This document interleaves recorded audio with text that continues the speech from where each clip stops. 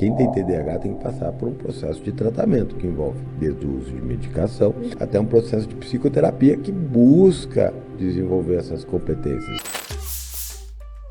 Já me deparei com alunos que vão mal na prova, estão com várias dificuldades de vários níveis. Quando a gente vai questionar, mas por quê? Estuda mais, faz isso e aquilo. Não, mas eu tenho TDAH. Meteu o atestado de TDAH para poder ter mais tempo de prova. Quem sou eu para questionar um laudo? Enfim. Eu vou pegar carona nessa dúvida dela e colocar uma treta aqui. Adoro a treta. Eu sou terapeuta e tem uma coisa que eu falo o seguinte, que psicodiagnóstico, na minha concepção, não sei o que você pensa sobre isso, tem duas importâncias. A facilitar a medicação, se for necessário, e segundo, desenvolvimento de competência. Eu acho muito importante a pessoa também desenvolver repertório comportamental, reconhecendo as questões que ela tem. Porque o mundo não vai se adaptar para essa pessoa. Pois é, por exemplo, a minha noção de tempo é zero. Pode ser TDAH.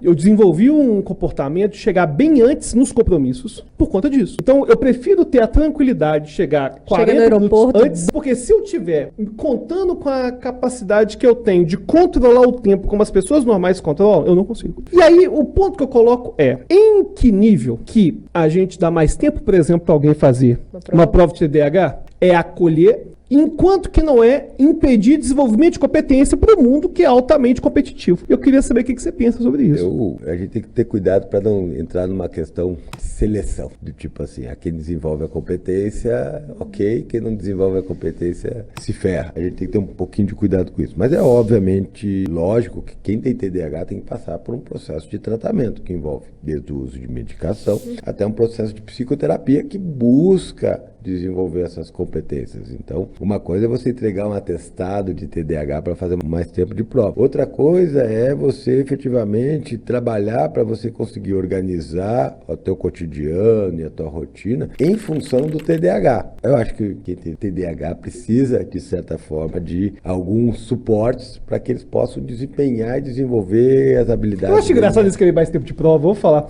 Porque eu tenho problema de atenção e eu não aguento ficar com a prova. Isso, você tem um comportamento de esquiva, né? Porque a prova, provavelmente para você é ansiogênico. Ou fazer a prova, ou ficar ali sentado, você só quer... Exatamente. Não é nem ansiogênico, na verdade, ficar sentado. O que acontece? Por exemplo, questões de geometria, eu ficava um tempão pensando. Pô, mas perguntou um negócio. Não sei. Eu não sei em que medida que dar mais tempo vai favorecer. Agora, eu sei que eu tenho um perfil mais ativo, mais hiperativo, e tem pessoas que têm um perfil mais disperso. Sabe uma outra coisa que eu vi também recentemente? Eu não sei se foi uma universidade ou uma escola, enfim. Vi uma matéria na internet dizendo que a escola estava se adaptando a pessoas com TDAH, porque como elas não conseguem ficar sentadas muito tempo, aí iam deixar o fundo da sala sem carteiras, para que durante a aula essas pessoas pudessem se levantar e dar uma caminhadinha na sala. Eu pensei, pô, se faz isso na minha aula, eu me perco completamente do que eu estou ensinando. Vai ficar gente andando lá atrás? Peraí, gente. O professor é difícil, mas faz todo sentido. Sai da sala, caminha lá fora, depois você volta, sabe? Eu já usava uma técnica revolucionária que é matar a aula.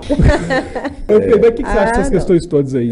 Eu sou a favor, porque o que acontece? Quando alguém tem TDAH e tem que usar a memória operacional, ele libera esquema motor. Então ele começa a se balançar na cadeira, ele começa a bater os pés, porque isso, de certa forma, ajuda ele a se manter atento e conseguindo processar aquilo ali. Então, eu não vou dizer que sou contra. O Malloy estava me falando ontem que no Canadá eles desenvolveram uma cadeira que tem pedal. Então ele fica pedalando. Boa, isso aí não me incomoda, não. O pedal eu acho melhor. Pedal é excelente. Nossa, hashtag pedal na sala de aula. Eu sou um cara que gosta muito de economia. E para mim, a economia trata de pessoas. E eu sou um cara inclusivo. Porque a economia precisa crescer. Para a economia crescer, você precisa de pessoas. Para ter pessoas, você precisa incluir elas. Quanto mais pessoas estudando, quanto mais pessoas trabalhando, quanto mais pessoas consumindo, maior a economia. Então eu tendo a pensar que quanto mais pessoas a gente incluir, melhor para todo mundo, porque a economia cresce, mais recursos, mais gente trabalhando em prol da sociedade. Eu entendo que é importante fazer isso. A gente tem trabalhado com algumas propostas de adaptação ou dos PEIs, né, que é o plano de ensino individualizado, que são muito importantes, não só para crianças com TDAH, mas para crianças com outros autismo se fala muito também, né?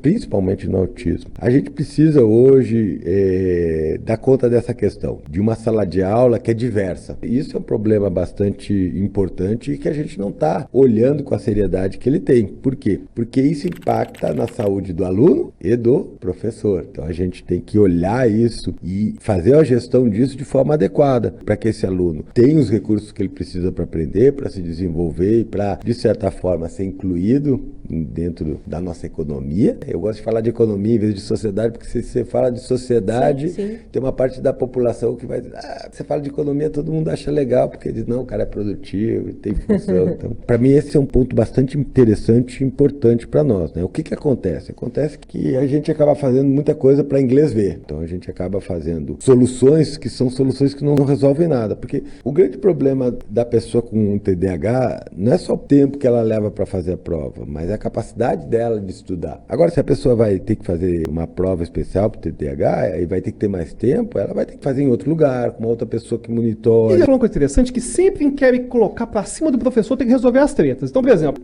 vai ter tempo a mais de aula? Pô, então Valerinha vai ficar até meia-noite lá com o aluno na faculdade. Não existe realmente uma busca de estruturar para poder fazer uma inclusão de verdade. As instituições de ensino estão muito mal preparadas, as políticas públicas estão muito aquém do que a gente precisa. E eu vou te falar, e eu acho que é muito mais uma função do Estado dar isso. Mas a iniciativa privada, ela também tem para deficiências. Por exemplo, já tive aluno deficiente visual, que aí tem uma pessoa que dá o suporte. Que é uma dificuldade muito grande também. Eu já tive, eu era coordenador com deficiência visual.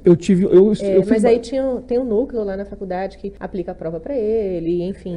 Tem uma série de adaptações. Sim, as adaptações. Mas essas pessoas, elas não estão na mesma condição, não têm o mesmo acesso que as outras pessoas. A gente tem tentado e tem se esforçado em alguns aspectos, mas a gente está muito aquém do que seria ideal e as instituições não estão preparadas, porque essas coisas são muito localizadas. Então, por exemplo, você pega uma rede de ensino deveria ter um protocolo para lidar com essas pessoas, já pronta para todas as unidades dela, mas não existe. Por quê? Porque custa muito e você vai lidar com o problema local. E cada um se adapta ali à sua maneira. Exatamente. Então acaba que a gente não tem nem políticas públicas robustas, nem a gente tem estratégias dentro das instituições que sejam condizentes com o que a gente precisa, para o bem dos professores e dos próprios alunos. É efetivamente uma questão que a gente tem que ver com urgência. E isso é interessante, assim, porque a ideia de epidemia de TDAH, epidemia de autismo, um tempo atrás todo mundo falava, agora todo mundo tem depressão. É muito importante, porque a gente começa a dar valor para a saúde mental. Então, o que a gente está olhando, imagina a seguinte situação, imagina se eu te forçasse a assistir 5 horas de aula de pé, anotando aqui assim. Você diz, nossa, isso é muito ruim para a saúde, né? Isso